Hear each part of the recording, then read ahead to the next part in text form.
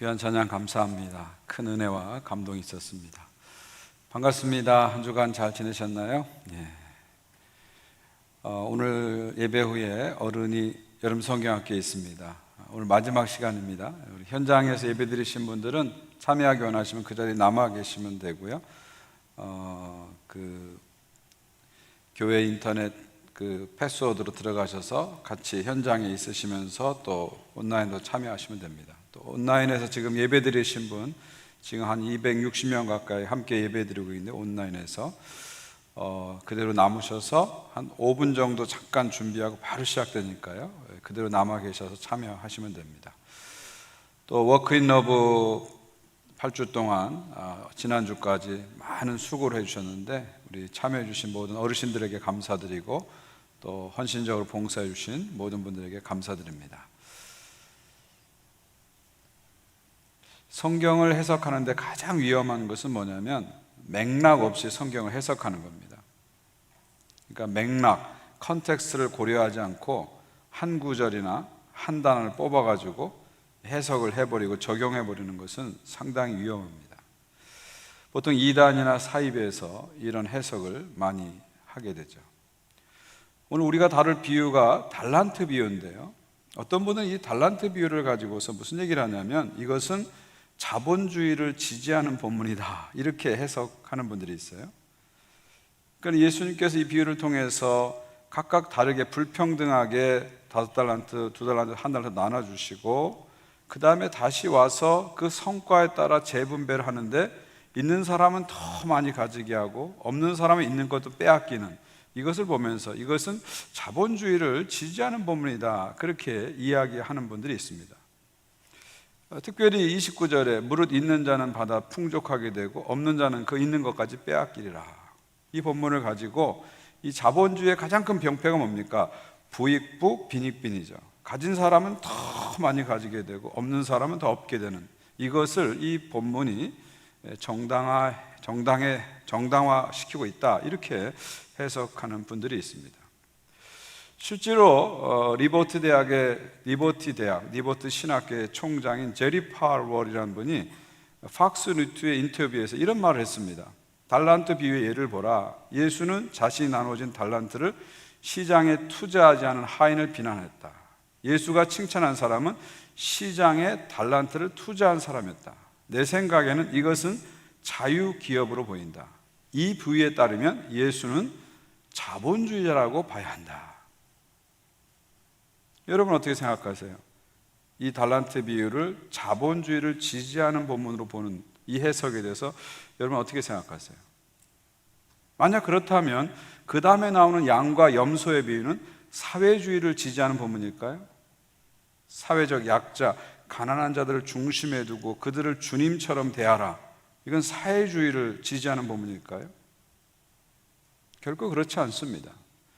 이것은 맥락을 고려하지 않고 컨텍스트를 고려하지 않고 한 구절을 지나치게 확대 적용해서 생기는 결과입니다. 우리가 오늘 달란트 비유를 해석해 갈 때는요, 전체 맥락에서 좀 볼 필요가 있어요. 마태복음이라는 전체 맥락에서 볼 필요가 있고요, 성경 전체 맥락, 컨텍스트 안에서 오늘 본문을 볼 필요가 있습니다. 오늘 달란트 비유는 예수님의 감람산 설교 중에 들어있습니다. 예수님께서는 이 감람산 설교를 통해서 재림이 임할 때 그것을 기다리는 성도들은 이 땅에서 그때까지 어떻게 살아야 되느냐, 이것을 가르쳐 주기 위해서 감람산 설교를 했습니다. 특별히 25장을 보시게 되면요, 연속되는 3개의 비유가 있죠. 열처녀 비유, 달란트 비유, 양과 염소의 비유. 먼저 열처녀 비유에서는 예수님께서는 기름을 준비하라, 주님이 언제 오실지 모르니까, 또 주님이 우리가 생각한 것보다 늦게 올지 모르니까 기름을 충분히 준비하라, 깨어서 준비하는 삶을 살라, 이것이 열처녀 비유의 핵심이죠. 달란트 비유는 묻어두지 말라.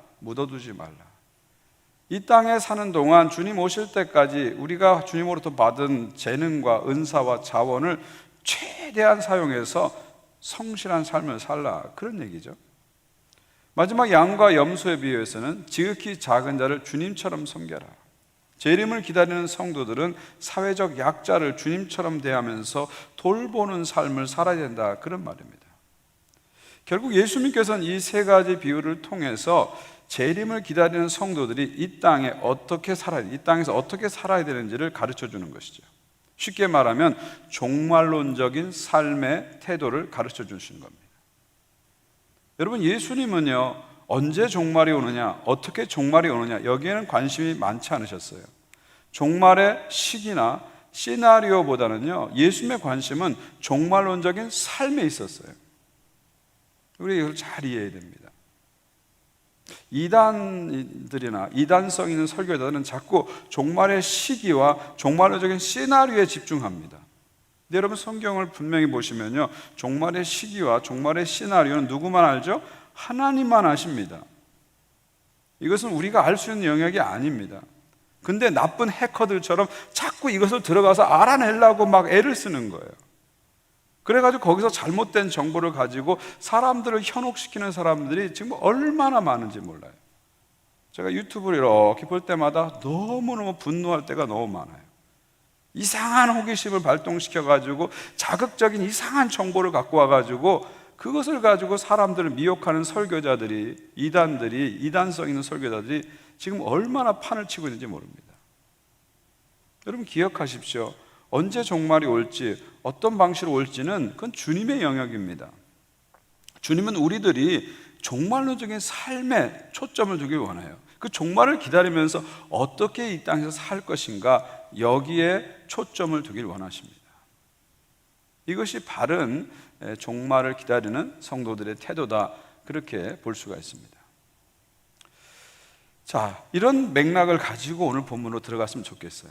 주님의 재림이라는 큰 맥락을 가지고 이 본문을 우리가 달란트 비유를 살펴봤으면 좋겠습니다. 예수님 당시에 그 부자들은 많은 종들이 있었죠. 근데 주인은 종들 중에서 똑똑하고 성실한 사람을 보면은 그 사람들에게 이 자본금을 주어서 자유롭게 장사를 하도록 이렇게 허락해 주는 그런 제도가 있었습니다. 오늘 예수님의 비유에도 한 주인이 자기 종들에게 5달란트, 각각 5달란트, 2달란트, 1달란트를 주어서 마음껏 사업을 하게 하죠. 그리고 나서 어느 정도 시간이 지나서, 여기 보니까 오랜 후에라 그래서 한참 시간이 지났겠죠. 뭐 몇 년이 지날 수 있고요, 몇십 년이 지날 수 있습니다. 한참 시간이 지나서 주인이 다시 와서 결산을 합니다. 결산을 합니다. 그래서 그 결산에 따라서 상을 주게 되죠. 그래서 5달란트 받은 사람은 5달란트를 남겼고 2달란트 간 사람은 2달란트를 남겼습니다. 그런데 1달란트 가진 사람은 그것을 땅에 묻어둬서 1달란트 그대로 가지고 있었어요. 그래서 주인은 다시 와서 이 앞에 두 사람, 5달란트, 2달란트 받은 사람에게는 착하고 충성된 종이라고 칭찬해 줬죠. 반대로 이 1달란트를 그대로 묻어둔 사람에게는 악하고 게으른 종이다, 이렇게 말씀을 하셨습니다. 이 비유는 철저하게 예수님의 재림을 상징하는 그런 비유입니다. 여기서 주인은 누굴 말할까요? 주님을 말하는 거죠. 예수님을 말하는 겁니다. 그럼 달란트는 뭐를 말할까요? 달란트는 그 종들에게 준 달란트는 주님께서 우리에게 주신 은사와 자원과 재능을 말하는 것이죠. 그럼 종들은 누굴까요? 바로 주님의 재림을 기다리는 저와 여러분, 우리 모두가 바로 종들입니다. 그리고 오랜 후에 주인이 다시 온다 그랬는데, 이 주인이 다시 오는 건 뭘까요? 예수님의 재림을 뜻하는 것이죠. 이런 틀에서 우리가 오늘 본문을 이해할 필요가 있습니다. 자, 그런데 오늘 비유를 여러분 자세히 보신데, 이제부터 본문에 좀 더 자세히 들어가는데, 여기서 한 가지 우리가 오해를 좀 풀 게 있어요. 여기서 금 1달란트라고 했는데, 이 1달란트라는 금액이 어느 정도 되는지를 좀 알 필요가 있습니다. 많은 성도들이 달란트 하게 되면은 어린 시절에 성경학교에서 달란트 잔치 한 걸 생각해가지고 달란트 하면 무슨 애들 과자값 정도 되는 작은 금액이라고 생각합니다. 여러분, 결코 그렇지 않습니다. 이 금 1달란트가 어느 정도 무게이냐에 따라서는 그 지역에 따라 좀 그 당시에 많은 차이가 있습니다. 예를 들면 바벨론 지역에서는 금 1달란트는 금 60kg를 뜻했습니다. 유대 지역에서는 금 1달란트는 34kg을 뜻했죠. 로마 지역에서는, 로마가 통치하는 로마 제국 치하에서는 금 한 달란트는 20kg의 금을 해당되는 금액입니다. 그러니까 이 금 한 달란트라는 그 가치는 많이 보면은 금 60kg을 얘기하고요, 적게 보면 금 20kg을 얘기합니다. 이걸 오늘날의 금 시세로 환산한다면요, 적게 보면 한 100만 불 정도 됩니다. 10억 달러 정도 됩니다. 근데 크게 보면은요, 한 300만 불 정도 됩니다. 그러니까 30억 달러 정도, 35억 원 정도 되는 거죠. 그러니까 금 한 달란트라는 것은 적게 봐도 100만 불 이상의 가치가 있는 금액이라는 거죠. 크게 보면은 한 300만 불까지의 가치가 있는 그런 큰 돈이라는 거죠. 그러니까 주인은 종들에게 믿고 엄청난 금액을 맡긴 거예요. 엄청난 걸 맡기는 거예요. 사실 종은 이런 걸 맡을 자격이 없어요. 노예이기 때문에. 그럼에도 불구하고 주인은 자애로운 마음으로 그들을 믿고 엄청난 금액을 맡기는 거예요. 요즘식으로 하면은요, 500만 달러를 맡기는 거고, 200만 달러를 맡기는 거고요, 100만 달러를 맡기는 겁니다. 엄청난 걸 맡기는 거죠, 지금. 근데 오늘 비유를 자세히 여러분이 읽어보시면, 천천히 읽어보시면, 예수님이 이 세 사람 중에서 누구에게 관심이 있는지를 분명히 우리가 알 수가 있습니다. 여러분, 예수님의 관심은 5달란트 받은 사람에 있지 않습니다. 예수님의 관심은 2달란트 가진 사람이 있지 않아요. 예수님의 관심은 1달란트 가진 사람에게 있는 것을 볼 수가 있습니다. 그걸 어떻게 알 수 있냐면요, 주인과 이 종들의 대화를 보게 되면요, 5달란트와 2달란트 가진 종들은 각각 대화의 양이 2절밖에 안 돼요. 2절밖에 안 돼요. 그런데 1달란트 받은 사람은 주인과의 대화가 24절부터 무려 30절까지 무려 7절이 되는 것을 볼 수가 있습니다. 그러니까 예수님이 이 비유에서 누구에게 관심이 있는 거예요? 1달란트 받은 사람에게 관심이 있다는 것을 볼 수가 있는 거죠. 그러니까 이 비유의 주인공은 누굽니까? 1달란트 받은 사람이에요. 5달란트와 2달란트 받은 사람은 조연이고요, 1달란트 받은 사람이 주인공인 것을 볼 수가 있습니다. 결국 이 비유에서 예수님이 우리에게 던지시는 질문은 뭐냐면, 왜 이 1달란트 받은 사람은 엄청난 것을 받았음에도 불구하고, 지금으로 하면 100만 불 이상의 엄청난 것을 받았음에도 불구하고 왜 그것을 제대로 사용하지 못하고 땅에 묻어 두었는가? 이 질문을 답해 주는 것이 예수님의 의도가 있는 겁니다. 왜 1달란트 받은 종은 그것을 사용하지 못하고 땅에 묻어 두었는가? 이것이 예수님의 이 비유를 하시면서 던지시는 가장 중요한 질문입니다. 이 질문에 답을 주시면서 예수님께서는 예수님의 재림을 기다리는 우리들이 이 땅에서 어떤 삶을 살아야 되는지에 대한 답을 주시는 것이다. 이것이 오늘 본문을 이해하는 중요한 틀이라고 볼 수가 있습니다. 자, 왜 1달란트 받은 종은 묻어두었을까요? 첫 번째는요, 자신이 받은 가치를 몰랐기 때문입니다. 자신이 받은 가치를 몰랐기 때문이에요. 아까 말씀드린 대로 1달란트는 적은 금액이 아닙니다. 100만 불, 크게 보면 300만 불 되는 엄청난 금액입니다. 그런데 이 사람은 자신이 받은 가치를 몰랐습니다. 귀하게 여기지 못했어요. 그래서 그것을 제대로 사용하지 못했습니다. 자, 그것을 어떻게 알 수 있냐면요, 이 종들이 하는 대화의 내용을 보게 되면 이 1달란트 받은 종의 그 태도를 알 수가 있습니다. 지금 5달란트 받은 사람하고 2달란트 받은 사람은 주인이 왔을 때 뭐라고 말합니까? 주인이요, 내게 5달란트를 주셨습니다. 2달란트 받은 사람은 주인이요, 내게 2달란트를 주셨습니다.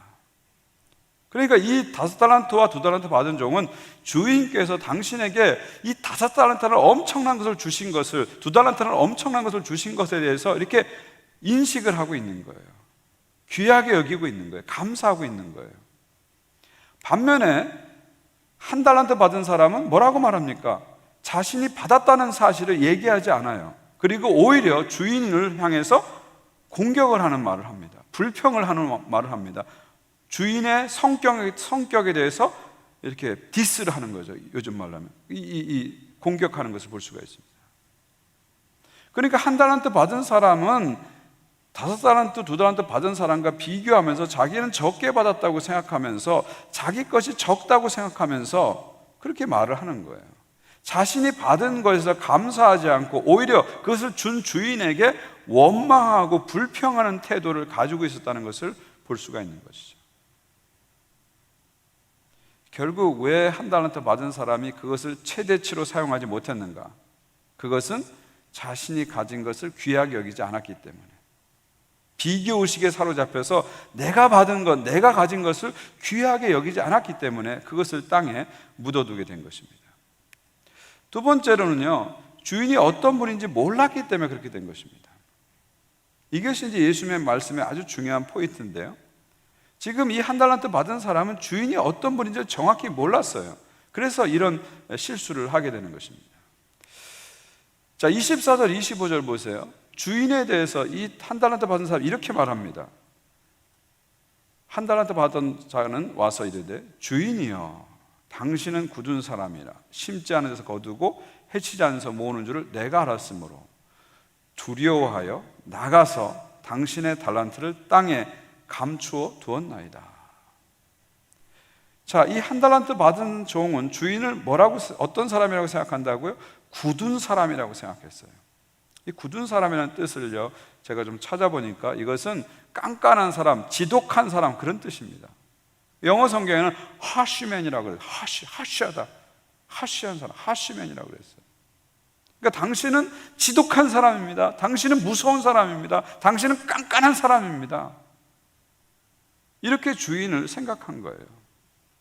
자기에게 100만 불 이상의 큰 가치를 맡겨줬는데도 불구하고 그것을 생각하지 못하고 오히려 주인을 깐깐한 사람, 지독한 사람, 인정사정 없는 사람으로 이 사람은 생각한 겁니다. 그래서 25절 보세요. 두려워하여 당신의 달란트를 땅에 감추었나이다. 그 주인을 두려워하는 마음에서 그것을 땅에 감추어뒀다, 그런 얘기죠. 그러니까 이 한 달란트 받은 사람의 결정적 문제는 뭐냐면 주인이 어떤 분인지를 모른 거예요. 그래서 주인을 무서운 분으로 생각한 거예요.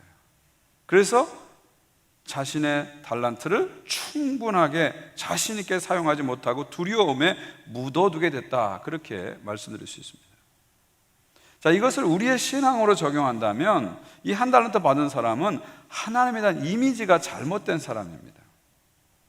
하나님에 대한 그 마음의 그림이 잘못 형성된 사람을 이 한 달란트 받은 사람이라고 말할 수 있죠. 하나님을 무서운 분으로 자꾸 생각하는 거예요. 하나님 무서워, 나에게 벌을 주고 나를 감시하고 나를 못 살게 굴고 나를 힘들게 할 어떤 무서운 분으로 하나님을 생각하고 있는 거예요. 그러니까 하나님을 그런 분으로 생각하다 보니까 하나님 앞에서 자유롭게 당당하게 자신 있게 살지 못하고 늘 주눅된 모습으로, 늘 두려워하는 모습으로 살게 되는 거죠. 근데 여러분, 사람이 두려움을 가지면요, 능력을 발휘할 수 없습니다. 이 두려움은 우리를 얼어붙게 만들잖아요. 그러니까 하나님에 대한 두려움이 가득하니까 하나님 앞에서 하나님께 받은 것을 충분하게 사용하지 못하는 그런 어리석음을 범하게 되는 것이죠. 여러분, 한번 생각해 보십시오. 이 주인이 깐깐한 분일까요? 정말 그렇게 깐깐한 분일까요? 만약에 이 한 달란트 받은 사람이 이 한 달란트를 가지고 사업을 벌였어요. 100만 불을 가지고 사업을 했어요. 그런데 갑자기 코로나가 와가지고 갑자기 가게 문을 닫게 됐어요. 그래서 한 달란트 100만 불을 다 날려버렸어요. 그러면 주인이 어떻게 했을까요? 어떻게 했을까요? 아니, 이걸 다 잊어버려 하면서 그거 때릴까요? 뭐 감옥에 가둘까요? 죽일까요? 그럴까요? 어떻게 할까요? 주인이 어떤 태도로 나왔을 것 같아요? 오늘 본문에서는 그게 안 나옵니다. 그런데 마태복음 18장에 보면 똑같은 상황이 나옵니다. 한 임금이 신하에게 10,000달란트의 그 돈을 빌려줍니다. 그런데 이 신하가 그 10,000달란트를 가지고 경영을 잘못해가지고 매니지먼트를 잘못해서 그 10,000달란트를 다 날려버립니다. 여러분, 10,000달란트가 얼마나 큰 돈인지 이제 짐작이 되시죠? 한 달란트가 100만 불이라면요, 10,000달란트는 100억 달러입니다. 100억 달러. 한 나라의 예산과 맞먹는 돈이에요, 10,000달란트가요. 당시에 로마 제국에서 가장 큰 나라인 이집트가 로마에게 바치는 1년 조공액이 200달란트였어요. 만 달란트는요, 한 나라의 국가 예산 같은 겁니다. 그 한 나라의 국가 예산 같은 만 달란트를 이 종이 경영을 잘못해서 다 날려버렸어요. 근데 마태복음 18장 보면 주인이 종을 어떻게 대합니까? 너 이렇게 큰 돈을 날려버려서 감옥에 집어넣습니까? 막 때립니까? 죽입니까? 안 그러죠. 이 신하가 찾아와서 나중에 갚을 테니까 한 번만 봐주십시오. 사정을 하죠. 그랬더니 주인이 어떻게 합니까? 그 자리에서 만 달란트를 탕감시켜주는 거예요. 여러분, 이게 바로 주인의 마음이에요. 이것이 바로 하나님의 마음입니다. 하나님께서는 예수 그리스도를 이 땅에 보내셔서 만 달란트보다 더 큰 우리의 죄와 부채를 탕감해 주신 거예요. 그렇게 자비로우신 분인 거예요. 그런데 이 한 달란트 받은 사람은요, 만 달란트까지도 탕감해 주시는 주인의 마음을 몰랐기 때문에 두려운 마음에서 이 한 달란트를 땅에 묻어두게 된 것이죠. 그러니까 이 한 달란트 받은 사람의 문제는 영적으로 본다면 하나님에 대한 이미지가 잘못된 거예요. 이미지가 잘못된 거예요. 저는 목회를 하면서 이런 한 달란트 받은 사람들을 많이 만납니다. 의외로 많이 만나요. 특별히 한국 크리스찬들을 보면서 이 한 달란트 받은 사람 같은 사람이 너무 많아요. 한국 교회 안에. 제가 오죽했으면 그걸 갖고 제가 박사학위 논문을 썼겠습니까? 하나님 이미지와 기도라는 논문을 쓴 게 바로 그것 때문이거든요. 그냥 사람들이 겉으로 봤을 땐 다 하나님은 사랑이십니다, 사랑의 하나님, 다 그렇게 고백하고 삽니다. 근데 제가 영성 지도를 해보고 사람들을 개인적으로 1대1로 하나씩 만나보니까 뜻밖에도 가슴에서는 무서운 하나님을 다 붙들고 있더라고요. 머리로는 사랑의 하나님을 얘기하고요, 찬송할 때는 사랑의 하나님, 하나님 사랑입니다 얘기하는데 가슴 깊은 곳에서는요, 무서운 하나님을 다 붙잡고 있더라고요. 물론 그것은 여러 가지 이유가 있습니다. 유교적인 문화에서 온 것도 있고요, 한국교회에 가진 어떤 신학적인 문제에서 온 것도 있고요, 자신의 육신의 아버지와의 관계 속에서 오는 것도 있고요, 여러 가지 이유가 있어요. 그러나 어쨌든 간에 많은 크리스찬들이 마음 깊은 곳에서는 무서운 하나님을 붙잡고 살고 있다니까요. 그렇게 살다 보니까 하나님의 그 무조건적인 사랑을 완전히 수용하지 못해요. 하나님은 무조건적으로 나를 사랑한다고 하는데 우리가 자꾸 조건을 만들어서 하나님의 사랑을 온전히 받아들이지 못하는 그런 일들이, 안타까운 일들이 너무 많이 벌어지고 있더라고요. 그러다 보니까 정말 하나님의 엄청난 사랑을 받고 있음에도 불구하고 하나님의 사랑받는 자로 살지 못하고 당당하게 살지 못하고 자꾸 주눅든 모습으로 살아가는 것이죠. 그리고 자신이 받은 것이 엄청난데도 불구하고 그것을 최대한 사용하지 못하는 그런 안타까운 마음이, 안타까운 현실이 있는 것이죠. 무엇보다도 하나님을 무서운 분으로 자꾸 가슴에 품고 있다 보니까 하나님과 친밀한 교제를 하는데 방해를 겪게 되는 것입니다. 여러분, 하나님은 어떤 분이십니까? 만 달란트까지도 탕감해 줄 수 있는 그런 분입니다. 만약 이 한 달란트 받은 종이 그것을 정말 가슴으로 믿었다면 이렇게 묻어두지 않았을 겁니다. 적극적으로 그것을 가지고 사용해서 실패할지라도 두려워하지 않고 그것을 갖고 앞으로 나갔을 것입니다. 그런데 그것을 몰랐기 때문에 결국 한 달란트를 땅에 묻어두게 된 것이죠. 마지막 세 번째로요, 왜 묻어뒀을까요?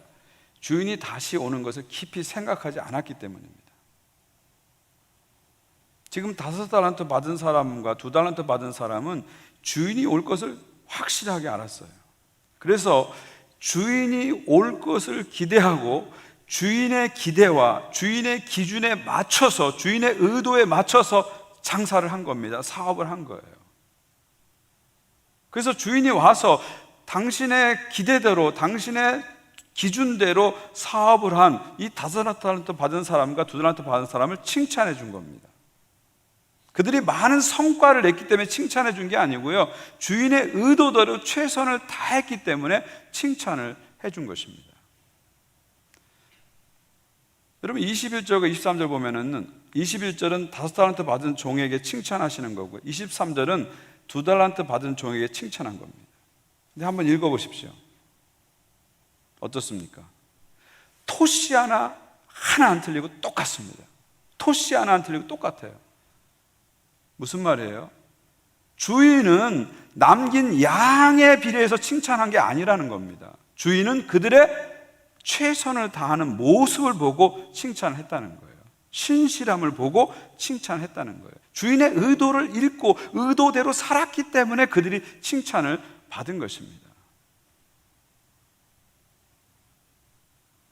결국 주인이 원하는 건 뭐예요? 최고를 원한 게 아니라 최선을 원한 거죠. 성공을 원한 것이 아니라 성실을 원한 거죠. 반면에 한 달란트 받은 종은 그 주인의 의도를 읽지 못한 거예요. 주인이 어떤 분인지를 몰랐을 뿐만 아니라 주인이 어떤 기대와 어떤 기준을 갖고 있는 걸 몰랐던 거예요. 그래서 자기 기준대로 살아버린 거예요. 요거 묻어두면 좋겠지, 잃어버리지 않겠지, 자기 생각, 자기 기준, 자기 의도대로 산 거예요. 그래서 악하고 게으른 종이라는 책망을 받게 된 거예요. 여러분, 착하고 충성된 종, 악하고 게으른 종, 차이가 뭘까요? 성격이 좋고 나쁜 그런 차이일까요? 열심히 있다 없다 그런 차이일까요? 저는 그렇게 보지 않습니다. 이 차이는 뭐냐면 주인이 누군지를 알았느냐, 주인의 의도를 알았느냐, 그 차이입니다. 착하고 충성된 종은 주인이 누군지를 정확히 알고 주인의 의도에 맞게 삶을 살았다는 거예요. 그래서 착하고 충성된 종이 된 거예요. 반대로 악하고 게으른 종은 성격이 나쁜 게 아닙니다. 주인의 의도를 모르는 거예요. 주인이 누구신지를 모르고 주인의 의도를 모르고 자기 기준, 자기 의도, 자기 생각으로 살았기 때문에 악하고 게으른 종이란 말을 듣게 된 거예요. 그러니까 어떤 의미에서는요, 열심히 하는데 악하고 게으른 종이 될 수도 있다는 것을 우리는 한번 생각해 봐야 됩니다. 결국 예수님께서 이 땅에 다시 오셔서 우리를 심판하실 때 무엇을 기준으로 심판하실까요? 얼마나 주님의 기준으로 살았느냐, 이것을 보고 심판하시겠죠. 내 기준으로 산 것이 아니라, 내 의도대로 산 것이 아니라, 내 생각대로 산 것이 아니라 주인이신 주님의 의도대로 살았느냐 안 하느냐, 이것을 가지고 우리를 평가하실 것입니다.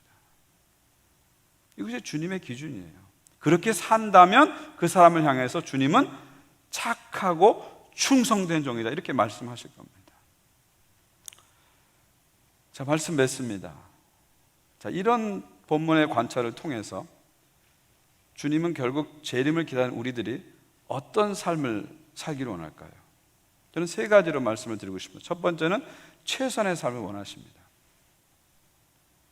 결국 주인이 원하는 것은 최고가 되라는 게 아니라 최선을 다하라는 거예요. 성공하라는 게 아니라 성실하라는 겁니다.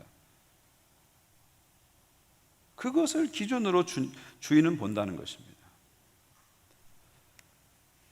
테레스 수녀는 이런 말을 했습니다. 주님이 우리에게 원하는 것은 우리가 얼마나 성공했느냐가 아니다, 우리가 얼마나 성실했느냐이다. 하나님의 기준은 바로 이겁니다. 얼마나 주님의 의도를 알고 주님의 기준을 알고 거기에 충실했느냐, 성실했느냐, 이것을 보는 거죠. 이것을 기준으로 해서 주님은 우리를 평가하신다는 것이죠. 그 일의 사이즈가 중요한 게 아닙니다. 일의 성과가 중요한 게 아니에요. 얼마나 주님의 말씀과 주님의 기준에 성실하게 살았느냐, 이것을 보는 거죠. 그래서 주인은 작은 일에 성실한 것을 자꾸 보는 거예요. 큰 걸 보는 게 아니라 작은 일에 저 사람을 작은 일을 어떻게 하는가를 보는 거예요. 그것을 보고 그것을 기준으로 해서 큰 일을 맡기는 거예요. 여러분, 세상은 자꾸 큰 것을 보고 큰 것에만 주목합니다. 그러나 주님의 눈은 작은 것을 보시고 작은 것에 주목합니다. 그리고 그 작은 것을 보시고 그 작은 것을 기준으로 해서 그 사람에게 더 큰 일을 맡기시는 것이죠. 주님이 원하시는 것은 이 땅에서 우리가 주님의 재림을 기다린다고 해서 막 호들갑 떠올고 영적인 하이퍼가 돼가지고 막 주님 재림 온다고 막 난리를 치고 가정을 버리고 직장을 버리고 교회에서 막 이상하게 행동하고 예언을 하고 뭐 이런 게 아닙니다. 정말 주님이 원하는 것은 주님의 재림을 기다리면서 하루하루 내가 맡은 일에 최선을 다하는 그런 삶을 원하시는 거죠. 사도 바울은 그 주님의 재림을 기다린다고 하면서 막 호들갑을 뜨고 영적으로 하이퍼가 되는 사람들을 규모 없는 사람이라고 그랬어요. 대사로니가서 3장 11절 13절 보세요. 우리가 들은즉 너희 가운데 규모 없이 행하여 도무지 일하지 아니하고 일만 만드는 자들이 있다 하니 이런 자들에게 우리가 명하고 주 예수 그리스도 안에서 권하기를 조용히 일하여 자기 양식을 먹으라 하노라. 형제들아 너희는 선을 행하다가 낙심치 말라. 무슨 얘기예요? 예수님 재림하신다고 재림이 임박했다고 규모 없이 살지 말라는 거예요. 무질서하게 질서 없이 살지 말라는 거예요. 불성실하게 살지 말라는 거예요.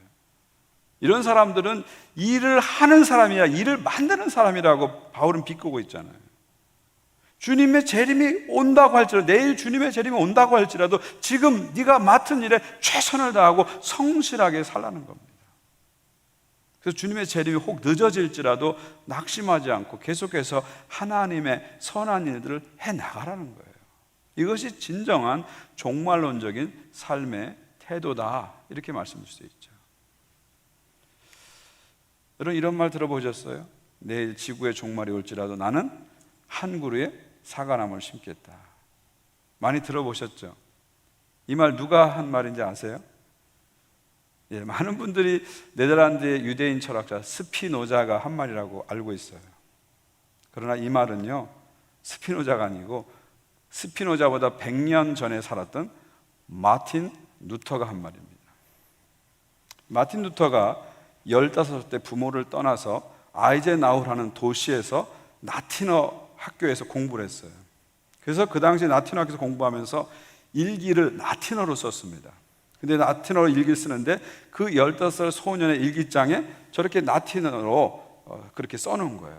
내가 내일 지구의 종말이 올지라도 나는 한 그루의 사과나무를 심겠다.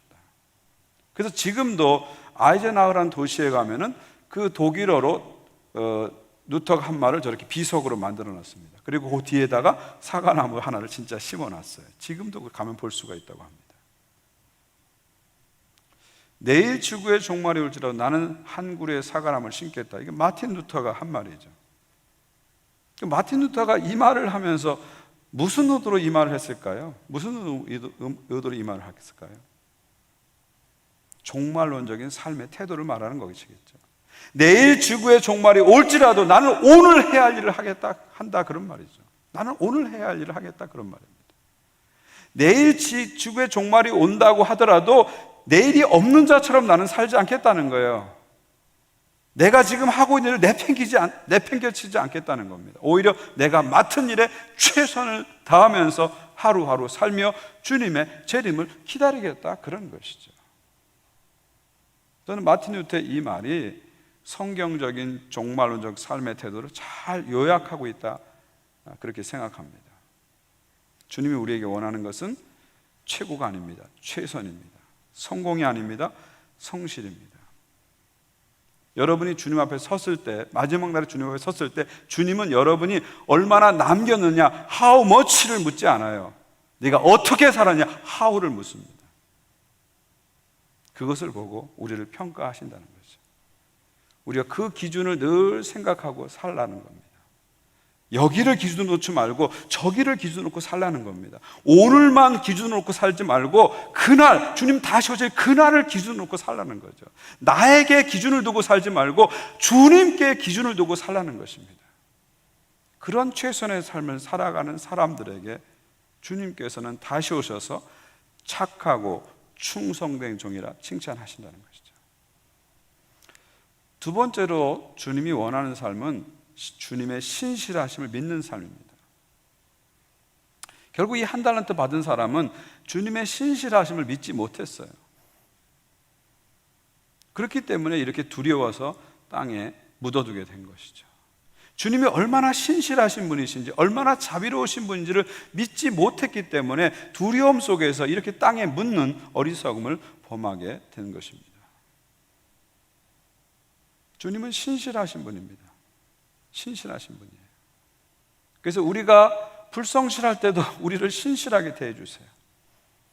우리가 실수할 때도 찾아오셔서 다시 기회를 주시는 분입니다. 우리가 실패하고 주저앉아 있을 때도 주님은 찾아오셔서 우리를 다시 일으켜 주시는 분입니다. 이 주님의 신실하심을 믿을 때 우리는 두려워하지 않고 담대하게 과감하게 도전하는 삶을 살게 되는 것이죠.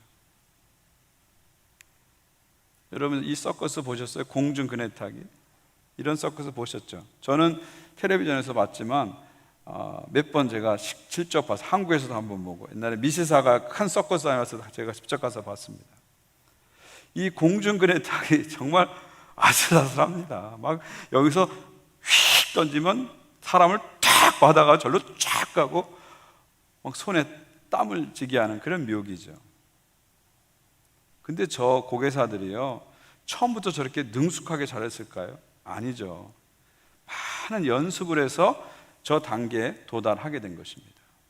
그런데 저들이 저렇게 마음 놓고 연습을 하기 위해서 뭐가 필요했을까요? 밑에 안전망이 있었기 때문이죠. 만약에 안전망이 없었다면 목숨을 걸고 저걸 연습하지 않았을 거예요. 근데 밑에 안전망, 세이프티 네트가 있기 때문에, 안전망이 있기 때문에 저들은 과감하게 도전하면서 열심히 연습을 해서 저렇게 멋진 묘기를 보여주게 된 것이죠. 사랑하는 여러분, 주님이 우리의 안전망이세요. 두려워하지 마세요. 주님 우리가 실수해도 다시 기회를 주십니다. 우리가 실패해도 찾아오셔서 등 들이시고 다시 일어나라고 말씀해 주세요.